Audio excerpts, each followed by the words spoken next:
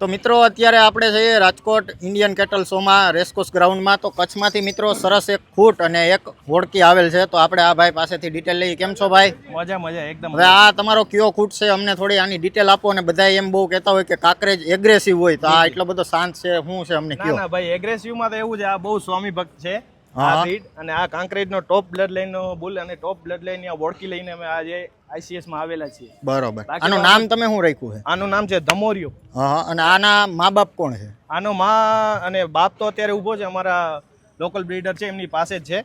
અને એની એનું મધર તો એને જન્મતા જ ડેથ થઈ ગઈ છે. બરોબર. અને આને શ્યામ કપિલા હોતી કહેવાય. આ જેડ બ્લેક છે. જેડ બ્લેક છે મિત્રો, જે ઓછો બહુ કલર જોવા મળે છે.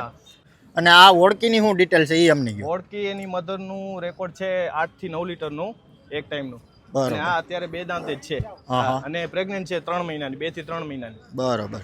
એનું નામ શું રાખ્યું? એનું નામ લાખી રાખ્યું છે. એ અમારા મિત્ર છે, એમનું છે પીઠર ડેરી ફાર્મ કરીને છે.